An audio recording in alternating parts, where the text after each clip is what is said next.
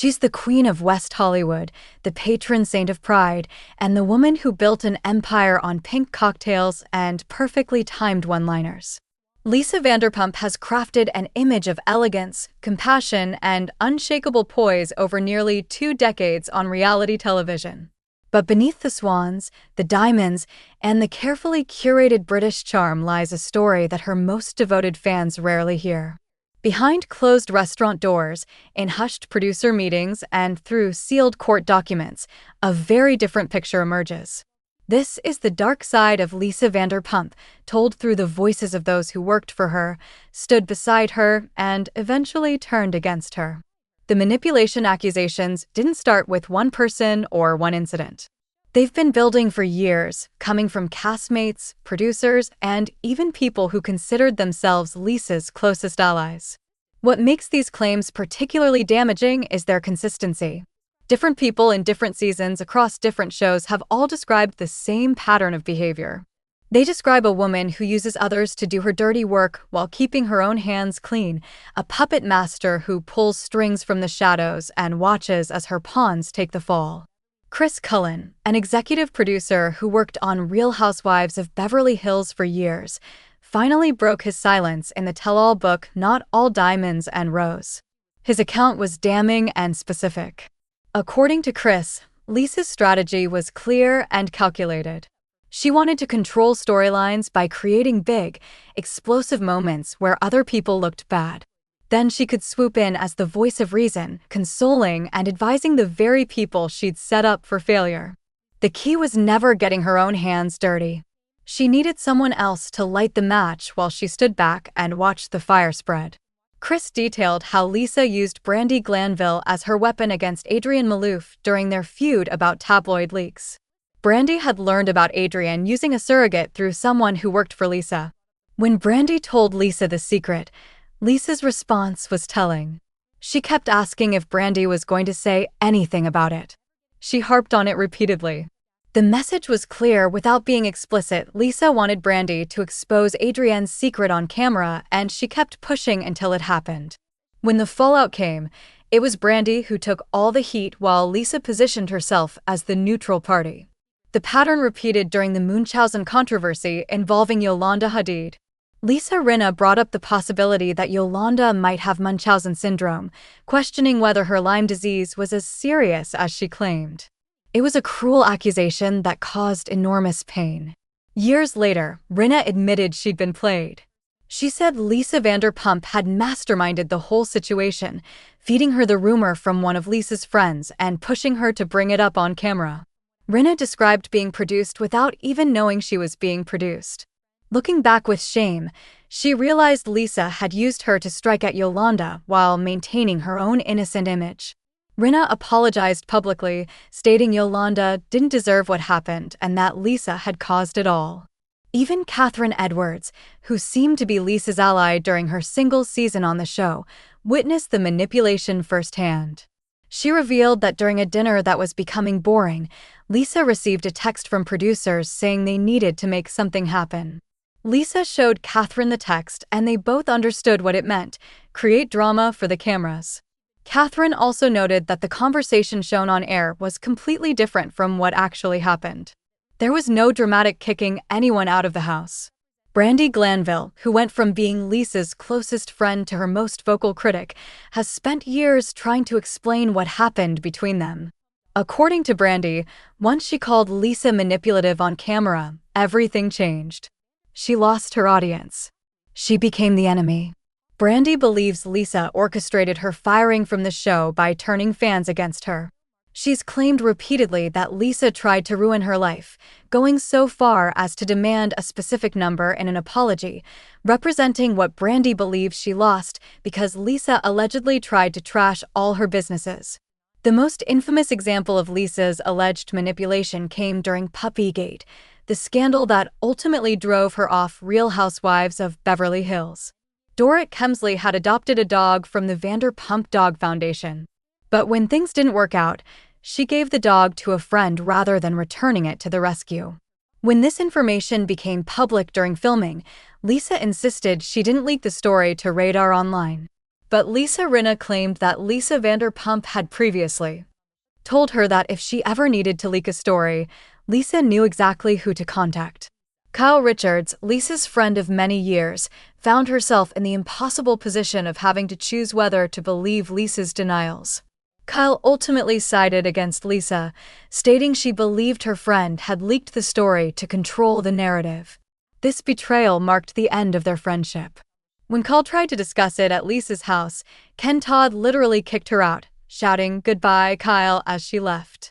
Lisa refused to attend the reunion that season, effectively ending her 9-year run on the show rather than face her accusers. But the manipulation allegations extend beyond just her castmates. A former Vanderpump Rules producer named Patrick McDonald made explosive claims in 2025 after he began speaking out about alleged mistreatment on the show. He received a phone call from Lisa. Patrick described the call as an attempt to manipulate him and extract information about what he planned to say next. He believed she was trying to get him to name specific names and discourage him from speaking out further. Patrick suggested Lisa was calling under the guise of friendship, but was actually working on behalf of the production company or the network to protect their interests.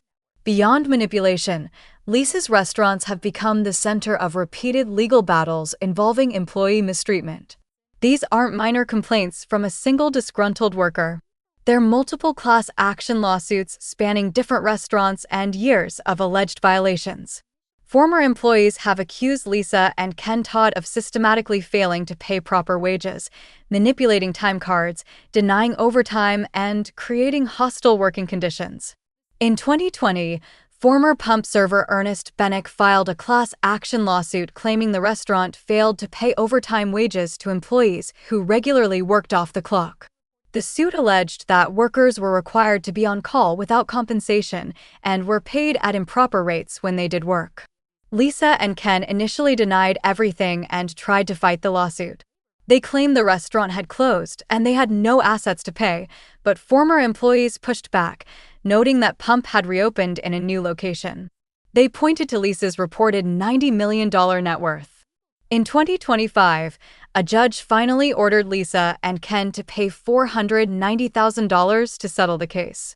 That's nearly $500,000 in unpaid wages and damages. This wasn't an isolated incident. Former SUR employee Olivia Beverly Hansen filed a similar lawsuit claiming the restaurant failed to pay minimum and overtime wages, provide proper meal and rest breaks, or give accurate wage statements. Former Tom Tom bartenders Dax Hill and Peter Hodge sued for wrongful termination, defamation, and labor violations. They claimed they endured unsafe working conditions, including sewage backup in the employee break room. They alleged Lisa and Ken blacklisted them and defamed them to future employers after they reported problems. That case also settled out of court. Even Lisa's beloved Vanderpump Dog Foundation faced legal trouble. A former staffer sued the foundation over similar issues, and that case was settled as well. The pattern across all these lawsuits is striking. Multiple former employees across different businesses making similar claims about unpaid wages, manipulated time records, denied breaks, and retaliation for speaking up. Lisa's defenders argue that any restaurant owner faces occasional lawsuits from disgruntled employees. But the volume and consistency of these claims suggests something more systemic. When you're settling multiple six-figure lawsuits for wage theft and labor violations, it becomes harder to dismiss them all as baseless attacks from people with an agenda. The treatment of staff on Vanderpump Rules also raises questions about Lisa's approach to managing young employees. While she presents herself as a maternal figure who guides her staff through life's challenges, critics have pointed out how she's defended indefensible behavior from male cast members while holding women to different standards. She famously declared that Villa Blanca is where you take your wife and SUR is where you take your mistress. That statement alone reveals a certain attitude toward infidelity. Lisa defended Jax Taylor through multiple cheating scandals. When he admitted to cheating on Stacey Schroeder and getting another woman pregnant, Lisa didn't fire him.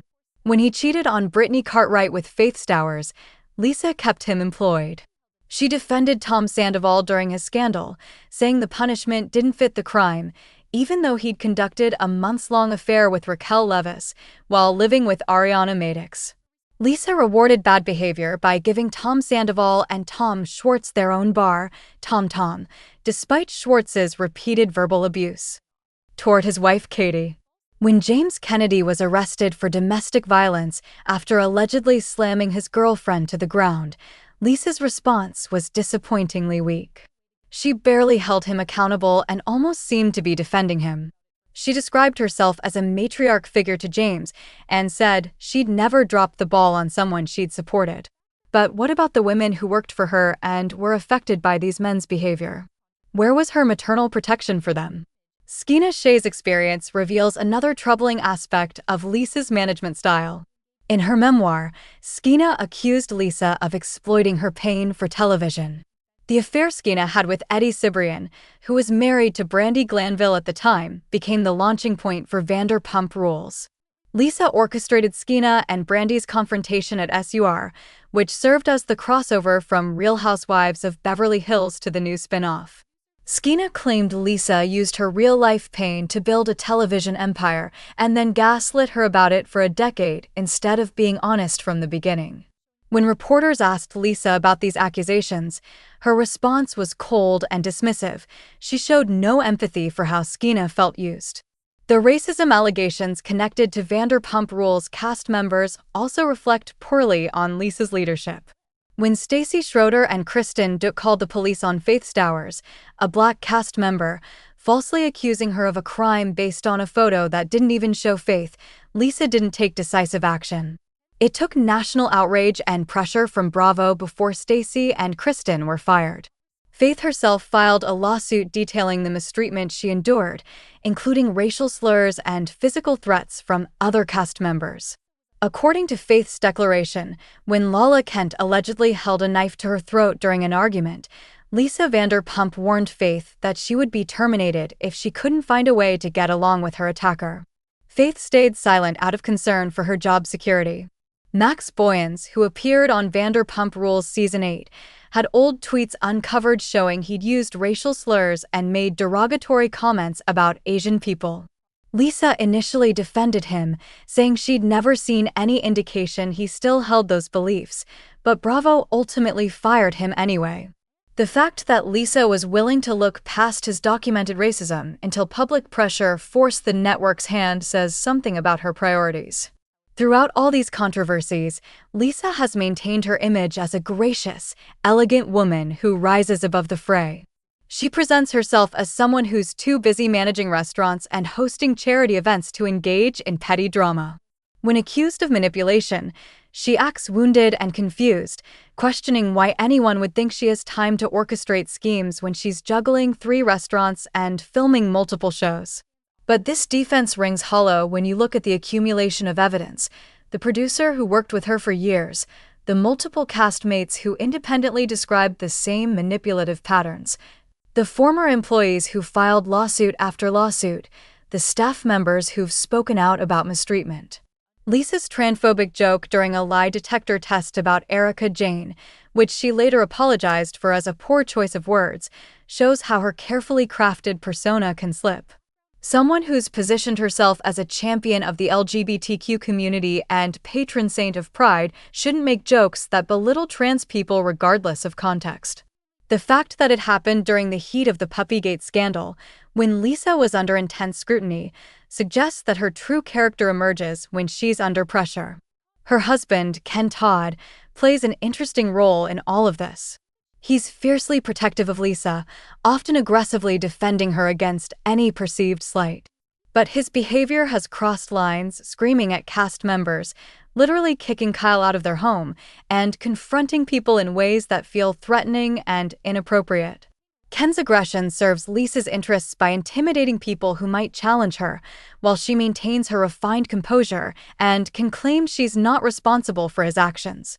The lawsuits, the producer testimony, the pattern of manipulation across multiple shows and seasons, the exploitation of young staff members, the defense of indefensible behavior from male employees, the racial controversies, the wage theft settlements, when you lay it all out, the picture that emerges is dramatically different from the Lisa Vanderpump brand.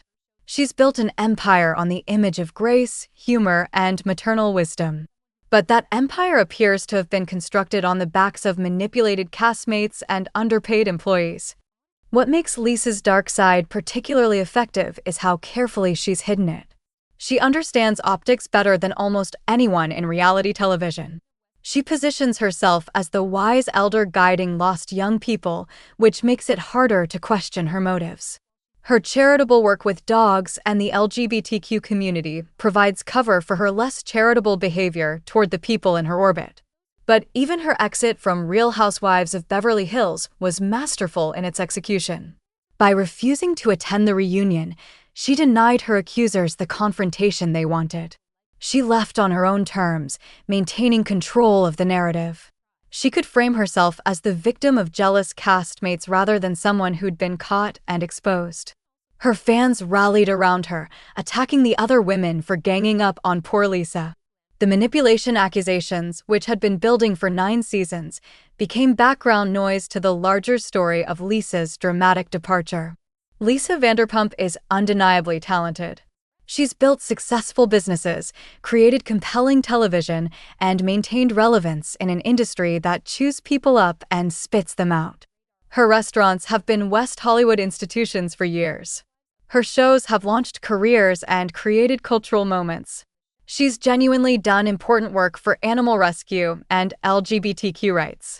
None of that should be dismissed or minimized. But success and talent don't excuse manipulation and mistreatment. You can be good at your job while being terrible to the people who work for you. You can create entertaining television while using real people as pawns in storylines they don't fully understand. You can support important causes while exploiting vulnerable employees. These things can all be true at the same time. The dark side of Lisa Vanderpump isn't that she's some cartoon villain twirling her mustache and cackling at others' misfortune. It's that she's a savvy operator who's learned how to use people to her advantage while maintaining plausible deniability. She's mastered the art of the strategic leak, the planted seed, the carefully worded suggestion that someone else runs with while she stands back with clean hands. She knows how to position herself as above the fray while engineering the conflicts that keep her shows interesting and her restaurants in the headlines. The lawsuits tell a story of systematic underpayment and labor violations that went on for years. The staff allegations paint a picture of someone who protects male employees who behave badly while silencing women who speak up. This isn't speculation or gossip. These are sworn testimony, court documents, and on-camera admissions from people who know her well. Lisa Vanderpump will likely continue to thrive. She's opening a hotel in Las Vegas. Vanderpump Rules continues with a new cast. Her business empire keeps expanding. Her fans remain fiercely loyal, dismissing any criticism as jealousy or lies. But for those paying attention, for those who have seen behind the carefully maintained facade, the truth is clear. The Queen of West Hollywood has built her throne on a foundation that's far less glamorous than the swans and cocktails suggest. And no amount of pink lighting or British wit can completely hide the darker truth underneath.